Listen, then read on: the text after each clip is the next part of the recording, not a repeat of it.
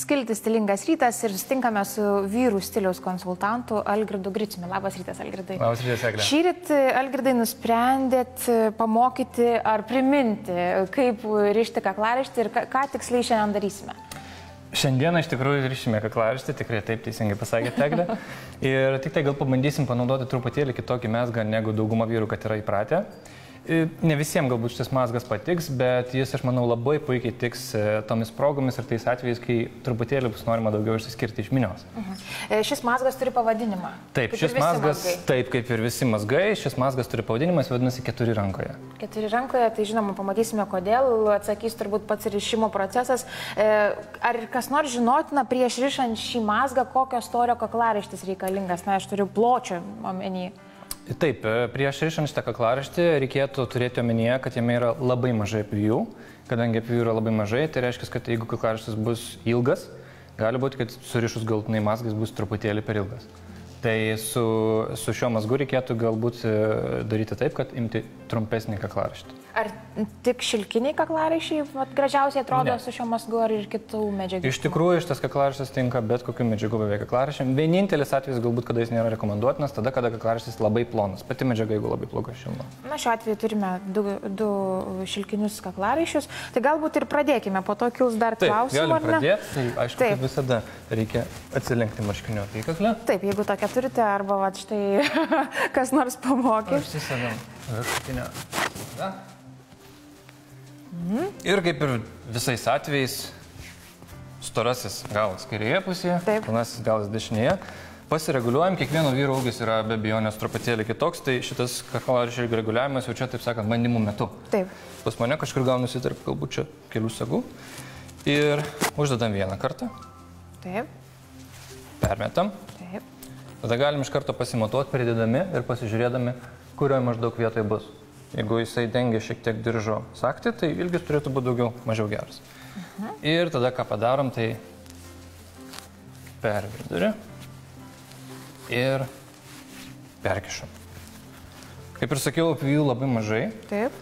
Todėl ilgis iš tikrųjų šito kaklaraiščio bus kiek didesnis ir jis labai tinka be abejonės aukštiem vyram, nes šiek tiek žemesniem vyrams gali būti per ilgas.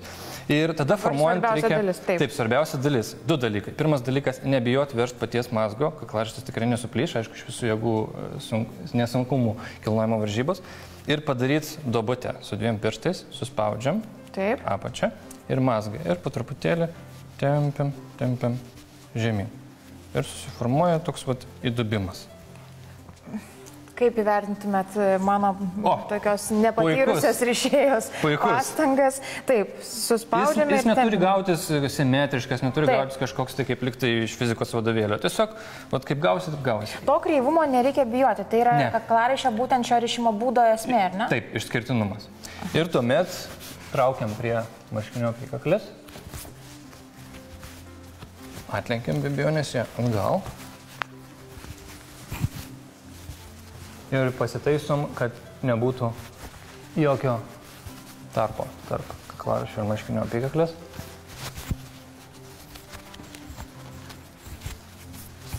Ir štai turim kaklaraištį. Kartais, kaip ir sakiau, kad mano atveju šiek tiek šitas gaunasi ilgesnis. Taip. Plonesnis galas. Ką daryti tokiu atveju? Tai nieko to, kad tiesiog greitai išsiardyti ir pabandyti pasireguliuoti ilgį, kad jisai nebūtų. Tačiau, vėlgi, tai nėra labai didelė problema ir, tarkim, Italijoje italų labai mėgsta vilkėti, nes italų ūgio vidurkis šiek tiek mažesnis negu Lietuvoje. Kaklaraiščiuose dažnai labai gamina tokio paties ilgio kaip ir Lietuvoje. Tai ką jie daro, jie tiesiog storą į galą pasilieka, kad jisai būtų iki diržo sagties, kaip maždaug ir turėtų būti. Ploną į galą jie tiesiog palieka ilgesnį ir būna taip. Be abejo, čia galbūt Lietuvoje tai yra ne visiems priimtina, kaip ir minėjau, tiesiog kaklaraištį išsiardyti, pasižiūrėjau, kad jis nėra, tarkim, tokio ilgio, kokio aš norėjau, truputėlį pasikoreguoju ir persirišu. Bet esminiai dalykai vis tiek išlieka tie patys, kad prispausti visą laiką prie marškinio apykaklės, tai yra, kad čia neliktų tarpo, pakankamai suveržti mazgą, nes jeigu mazgas nesuveržtas, jis atsipalaiduoja. Ir sėdint, tarkim, bendraujant, vaikštant, jisai tada tiesiog... Netvarkingai. Taip, atsiranda tarpas ir atrodo netvarkingai. Va, ir dubutė, be abejonės dubutė. Taip, kuri man šiaip ir pavyko. Taip. Algirdai, esu mačiusi tokį dalyką, kad vyrai kartais įsikiša tarsi marškinius pro vieną sagutę šį ilgesnį. Yra, taip, toksai galimybė, galima tiesiog... Ar tai nusikaltimas? Ne, tai visiškai viskas yra normalu ir kaip ir minėjau, jeigu vyras yra žemesnio ūgio, tai žemesnio ūgio vyram kaklaraiščių labai sunku iš tikrųjų rasti, niekas specialiai nedaro, tai šitas sprendimas tikrai labai geras ir galima įsikišti į marškinių sagą. Taipogi, aišku, jeigu nesinori, kad šitas galas apskritai matytųsi šone, nors tai vėlgi irgi vienas yra iš, tarkim, akcentų gali būti padarytas, kad kaklaraiščių nėra tik tai storoji dalis matoma, bet šalia ir planoji. Jį galima užkišti, dažnai būna kaklaraiščių viduje kilputė. Ir per tą kilputę tiesiog šitą plonąjį galą perkišti. Aha, čia. Tai beveik visose kaklaraiščiuose jisai būna. Taip, viena ar dvi kilpelės būna. Aš tai turiu kilpelę ir joje galima perkišti. Koks populiariausias vis dėlto mazgas yra? Ar šis mazgas toks truputėlį gal nepelnytai primirštas? Žiūrint, kurioje šalyje iš tikrųjų. Jeigu kalbėtumėm, tarkim, Lietuvoje, tai be abejonės pats mėgstamiausias yra Vindzuras. Tas toksai storas, didelis, simetriškais kraštais trikampis, kuris atrodo labai gražiai, jeigu rišamas yra su plonesnės medžiagos kaklaraiščiu. Ir be abejonės, jeigu užrišamas yra su to pačiu dubute, pakankamai priveržiamas prie kaklo ir pakankamai mažas suformuojamas mazgas. Keista, kodėl jis yra populiarus, man visuomet labai keista, nes jis yra vienas pačių sudėtingiausių mazgų, nes ten yra labai daug apvijų ir viską reikia labai teisingai vieną kitą apvyti ir padaryti. Ir sunku atsiminti tiesiog. Šitas yra gerokai lengvesnis ir, tarkim, Italijoje yra gerokai populiaresnis ir kitose, tarkim, šalyse irgi, kiek stebėjau, vyrai labai mėgsta šitą mazgą ir jį labai lengva užrišti. Na štai ir aš beveik puikiai. Taip, jeigu mano būtų marškinių apykaklė, tai viskas turėtų gautis labai tvarkingai ir gražiai. Na, bet aš palinkėčiau, kad ne žmonos jums, mėly vyrai, rištų kaklaraiščius, o patys ryte iš pirmo karto sugebėtumėte užsirišti sėkmingai ir taip džiugiai pradėtumėte dieną.